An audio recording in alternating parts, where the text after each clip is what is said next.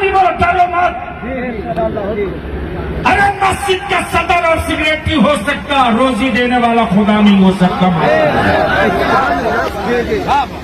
जो मेरा रब कीड़ों को रोजी देता है, वारिस अंबिया को कब भूखे रखेगा। इसलिए आज जुमा के खुतबे की तकरीर में ऐलान कर दीजिए, गांव वालों कान खोलकर सुन लो। अगर इस गांव में कोई बारात डीजे बाजा के साथ आएगी, नाच और डांस करते, उस बारात के दूल्हा का निकाह मैं नहीं पढ़ाऊंगा। बोलो, ये बात सही है कि नहीं है?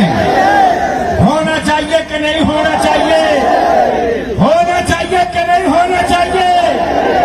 अब अगर उस गांव का कोई अमीर या सरमायादार या सदर सिगरेटी कहे कि इमाम साहब चले जाइए, तो डरिएगा मत,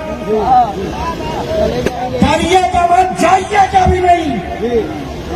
मस्जिद अल्लाह का घर है, उसके बाप की जागीर नहीं है। मसल्ला अल्लाह की इबादत के लिए है, उसकी मीरास नहीं है।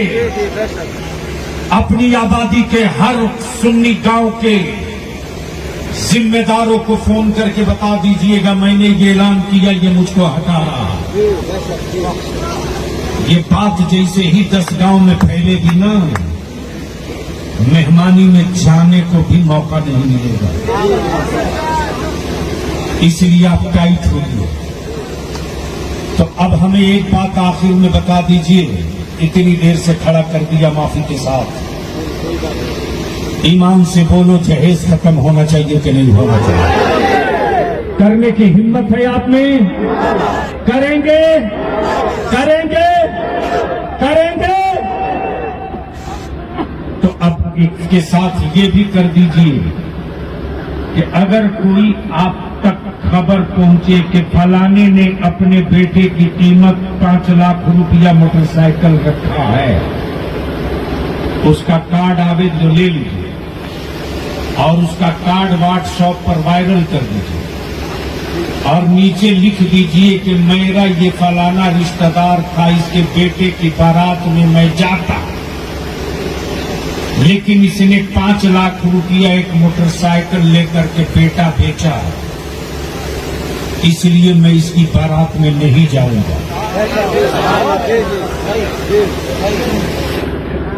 जैसे ही ये वायरल होगा व्हाट्सएप पर ना,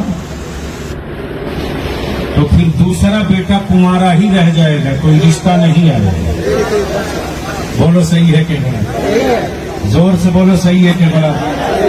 तो आखिरी बात यह है कि निकाह को सस्ता करो, इसी पैसे को बचाओ और अपनी औलादों को पढ़ाओ।